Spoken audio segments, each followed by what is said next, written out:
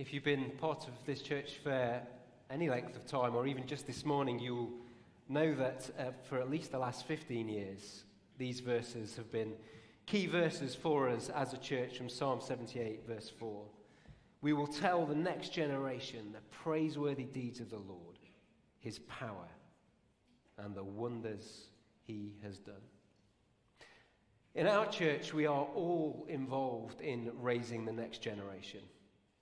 Whether we are parents or not, we're all involved. And we all have a role to play. And this morning, we're going to explore just 4 themes together as we think about these matters. As we raise the next generation, we see the significance of human beings. We also see great sacrifices of love being shown in raising the next generation. Yet also we see some of our self-centeredness. And all of which points us to our need of a Saviour. A Saviour who, as we'll see, also sustains us. So firstly, significance. Now let me take you back to when you were young or younger. Can you remember what you wanted to be when you grew up? Can you remember what you wanted to be when you grew up? I had dreams of being either a police officer or a footballer. And as you can tell, neither of those dreams materialized.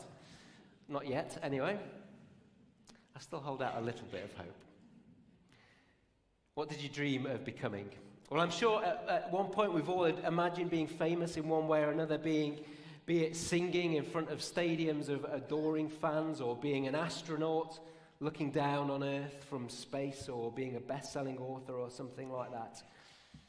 Many of our most popular competitive reality television shows are based on this premise.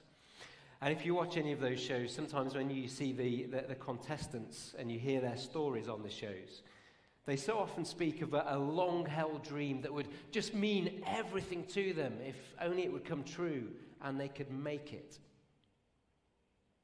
As human beings, we dream of having significance. We all want to be significant, and actually some of that is a right and a good thing. It's not all just an unhealthy desire for fame. We might want to develop the world in some significant way, or help others significantly, or to use whatever influence and profile we might have to inspire others. As human beings, there are lots of right and good ways that we long for significance. But if there is no God, if there is no real ultimate purpose in life, can any talk of being significant as a human being really have any meaning? Because after all, in that view, if there's no God, if there's no purpose, if there's no creator, then aren't we really just insignificant combinations of molecules on a speck of a planet in a distant part of the universe? Well, if you take that approach to its logical conclusion, then it's hard to see how we are really all that significant in the grand scheme of things. One of my favourite television shows is called Would I Lie to You? Does anyone else like watching Would I Lie to You? Good, okay, this illustration might work then. That's always good to know. The concept is quite simple. There are 2 teams of 3 people, and each person takes turns to tell a story. And then the opposing team has to guess whether that person is telling the truth or a lie. It is more entertaining than I'm making it sound there. I appreciate that if you've not seen it. And in a recent series, one comedian told this story. I once bought a telescope, but I became so overwhelmed by what I saw through it that I had to have a lie down. I once bought a telescope, but I became so overwhelmed by what I saw through it that I had to have a lie down. And as the opposing team quizzed him, it was clear that, in his story at least, as he looked up into space, that he was terrified by its vastness. He talked about seeing the vast, endless array of the night sky. And then he said, we're a tiny planet spinning round this burning ball of gas in this infinite scope of nothing, and even that nothing is dying. Now remember, this is an entertainment show, and this was a comedian speaking. So was he telling the truth or a lie? Well, actually, it was true. That is what he did. And the effect that it had upon him, we might say he was struck down by our insignificance as human beings as he gazed through a telescope into the night sky. And tragically, it is true that if there's no God, if there's no creator, if there's no purpose to life, we are dust. Insignificant. Dust that's dying. However, the Bible tells us that there is a creator God and there is a purpose. And so therefore each and every human being has significance, because the Bible tells us that yes, we are dust, but we are dust with dignity. As human beings, there is something special about us in all of space, in all its vastness, because God has made us in his image for his purposes. And actually, as we explore this, we'll find that it does chime in with some of our deepest intuitions as human beings, and some of those deepest intuitions really emerge as we think about the next generation. So we're going to read and listen to a song in the Bible that describes the significance of human beings. It's written as the writer gazes up into that same night sky. It's from Psalm 8, so turn there if you have a Bible. It's page 546 in the church Bibles. Psalm 8. And this is King David looking up at the night sky, just like that comedian did. But he comes to a very different conclusion because he knows who he is, because he knows who his God is. Lord, our Lord, how majestic is your name in all the earth. You have set your glory in the heavens. Through the praise of children and infants, you have established a stronghold against your enemies, to silence the foe and the avenger. When I consider your heavens, the work of your fingers, the moon and the stars which you have set in place, what is mankind that you are mindful of them? Human beings that you care for them. We'll leave it there for the moment. Do you see how the vastness of the universe is acknowledged by this songwriter? When I consider the heavens, the moon, the stars, what are we? What are we? What is mankind that you are mindful of them? Human beings that you care for them. You see that sense of wonder that the psalmist has. In such a great universe of unfathomable expanse, we are known by God. The Creator God who made all of this knows you. He knows your name. God knows you and cares for you. We have significance. We're made in his image. And we have a significance that is not earned by us or achieved by us, but a significance that is given to us. I love a story about the mother of the 1950s president in the United States, Dwight Eisenhower. Dwight Eisenhower was visiting his hometown, and most of the town was at the train station to come and greet him. And in the place of special honor and prominence was the president's mother and all his brothers. And someone said to his mother, "You must be very proud of your son." And she replied to them, "Which one?" You see, all of her sons had significance. She was proud of them all. None of the others were diminished by the greatness of one of them. And in the Bible, we find that we have significance as human beings. And I think it's only really in the Bible that we find that significance. The song of Psalm 8 continues, verse 5. You have made them, human beings, a little lower than the angels and crowned them with glory and honor. You made them rulers over the works of your hands. You put everything under their feet, all flocks and herds, all the animals of the wild, the birds in the sky and the fish in the sea, all that swim the paths of the seas. Lord, our Lord, how majestic is your name in all the earth. And as we've been focusing on this morning, raising the next generation of human beings is a significant privilege and responsibility. And in raising the next generation, we also see great sacrifices of love being made. Secondly, sacrifices. One writer, who I don't think was a Christian, put it like this: the family is built on sacrifices. It requires two people to set aside their pleasures, their opportunities, and their ambitions in order to provide for their children. It requires fidelity, self-discipline, economy, and faith in the future. As human beings, we are made in God's image, and there's lots of good and right things that reflect that in the way that we live. And I think the love, the sacrifice that is shown in raising the next generation is one of the most powerful ways in which we see this demonstrated. In many ways, raising the next generation brings out the best in us. I'm sure that we could all think of many examples of this from our own lives and from the lives that we know. I've been a parent for nearly 11 years now.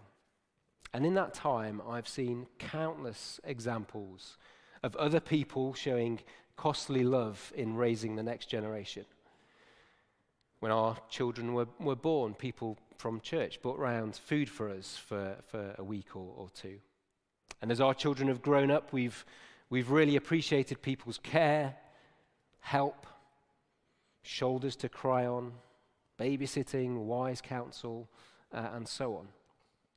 As a whole church gathered here on Sundays, there are teams of people helping in this building right now, helping with baby creche, toddler creche, Bible workshops from ages 3 to 11, youth groups from ages 11 to 18. If you're involved in any of that in any way, thank you. Thank you.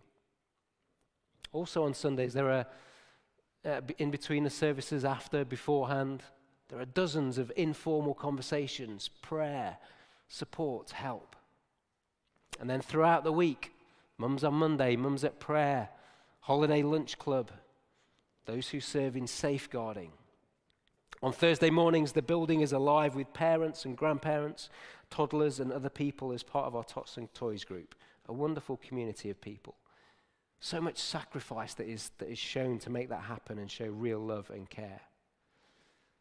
And then those who come in often after a long, hard week at work on a Friday evening to come and serve with our youth groups. And so for all of you, and many of you are involved in lots of those things in one way or another, I want to say as a parent and as a pastor, thank you. Thank you to all of you who play a role of one kind or another in raising the next generation here at Cornerstone. We thank you and we praise God for the sacrifices that you make. I've just highlighted a few things, but what examples come to mind for you as you think about sacrificial love that's shown, be it by parents or grandparents or indeed everyone here? And in your own life, what sacrifices did others make for you when you were growing up? Did others set aside their pleasures, their opportunities, their ambitions to provide for you?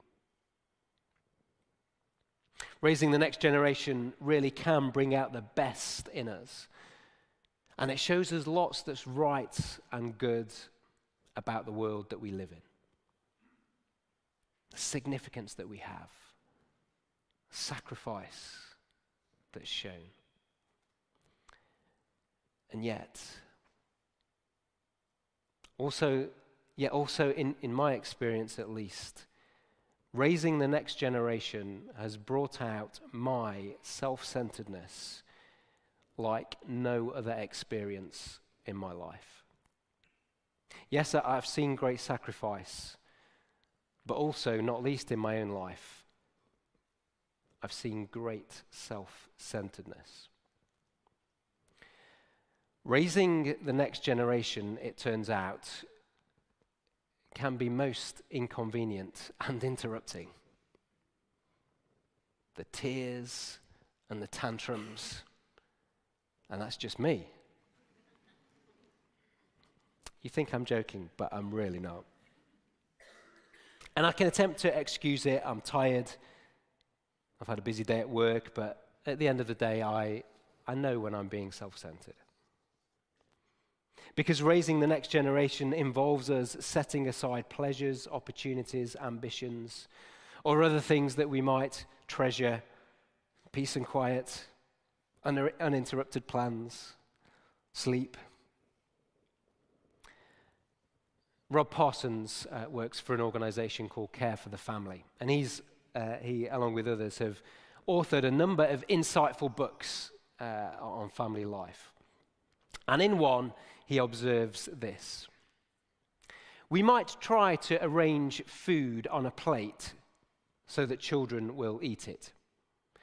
So their dinner looks like a clown with a mashed potato face, a sausage nose, pea eyes, a carrot smile, and broccoli hair. They are not fooled. They know what broccoli is. And so with us. God is not fooled by us. We can dress it up however we like, but it is still our self-centeredness that at times is revealed that it is an outworking of what the Bible would call sin. A deep-rooted self-centeredness that means we want to live lives in our own way for ourselves. Usually it's expressed towards others, but ultimately at its root, it's expressed towards God. Because after all, God's existence can be inconvenient and interrupting for us too. It's true of us at an individual level and at a societal level. And there is an extent to which ours is a very selfish, me-centered society. And there's a danger that one generation is now teaching the next generation the virtue of selfishness rather than sacrifice. And a new philosophy of life is being, well, it's not new really, popularized and pushed really. Talking solely about my needs, my self-discovery, self-development, freedom. And those are the reference points by which everything else is ordered and arranged. And over time, and actually across the world, but especially in Western and some Asian countries, this is having a massive, massive impact on societies.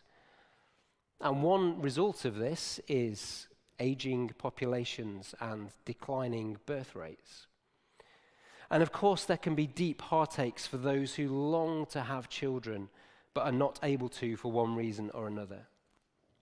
And that calls for much tenderness and care, especially in churches, and an assurance that we all have a role to play in raising future generations. And yet, even for those able to have children, given all the concerns, all the complexities, all the costs, people can end up now asking the question, well, why on earth have children? More people are choosing not to have children, even if they can. And the impact on this in coming decades for societies will be profound. You know, there's an old Greek proverb, it's not in the Bible, but there's wisdom in it, that says, society grows great when old men plant trees whose shade they know they shall never sit in. Society grows great when old men plant trees whose shade they know they shall never sit in. And there's a lot to be said for that.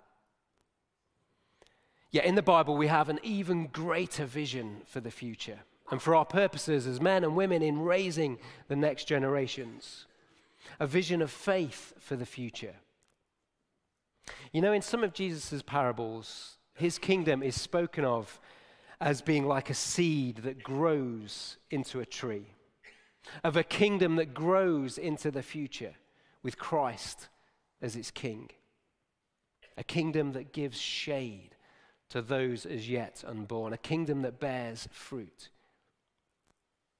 And the Bible gives a vision that makes sense of our significance, sacrifices, even that acknowledges our selfishness and sin. And yet into all of this, God speaks in the majesty and the mess. He stepped into our world to conquer our self-centeredness and sin by sending us a Savior. God shows us our significance and gives us faith for the future so that we can raise the next generation, so that we can tell them the praiseworthy deeds of the Lord. And in all the world, there is no greater demonstration of sacrificial love and commitment than that God showed in sending his Son to die in our place. The story of the Bible is one that shows us so much of what is good and right with the world and so much that is not right. It tells us of the beauty and the brokenness, but more than that, it tells us what God has done about it. At the start of our service, we watched a video that referred to another song from the Bible, Psalm 95, that begins with this: "Come, let us bow down in worship. Let us kneel before the Lord our Maker. For he is our God, and we are the people of his pasture, the flock under his care." Some of that imagery of sheep and shepherding might be unfamiliar to us as 21st century city dwellers. But if we pick up on more of this imagery, it can help us understand more of what God's done. We're described as his people, as his flock under his care. Elsewhere in the Bible, we're described as sheep that have gone astray, wandered off, following our own paths, getting lost, needing to be rescued. And so Jesus comes as a shepherd to find his lost sheep.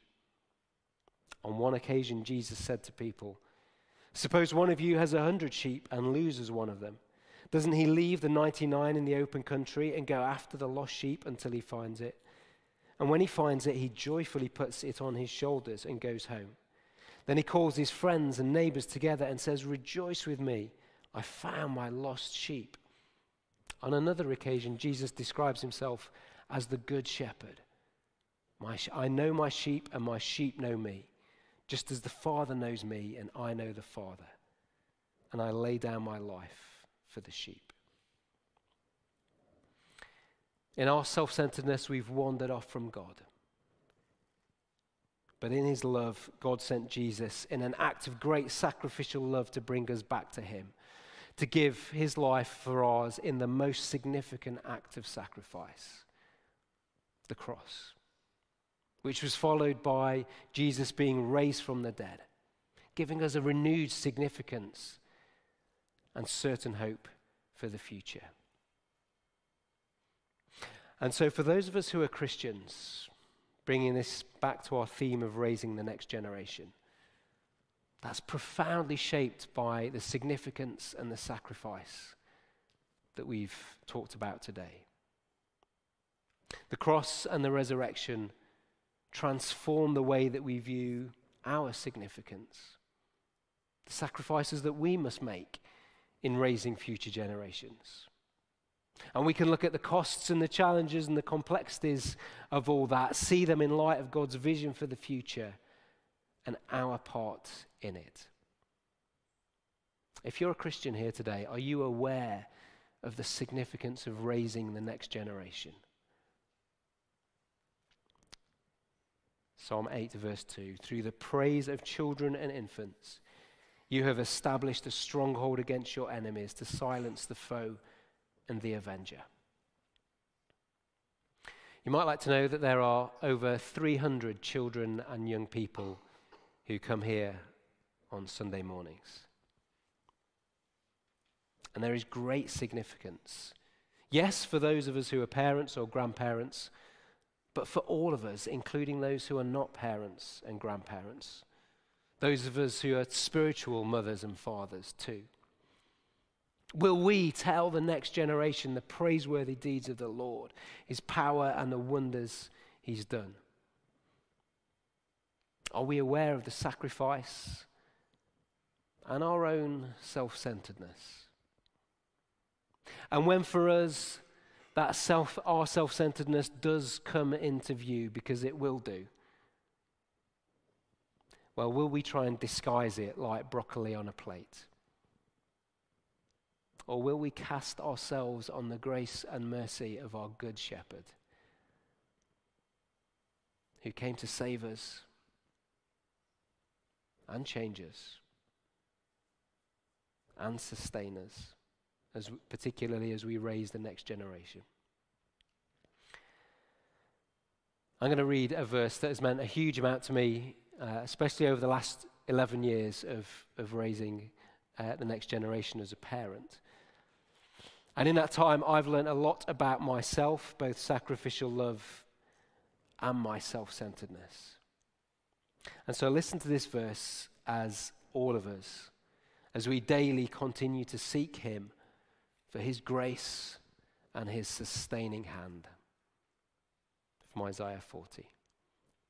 He tends his flock like a shepherd. He gathers the lambs in his arms and carries them close to his heart. He gently leads those that have young. Let's bow our heads as we pray.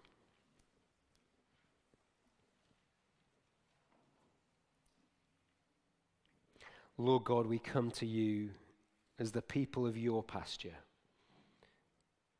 the flock under your care. Thank you for the sacrifice of Jesus Christ. We praise you for the significance that you give us. And help us to tell the next generation the praiseworthy deeds of the Lord and the wonders that you have done. In Jesus' name we pray. Amen.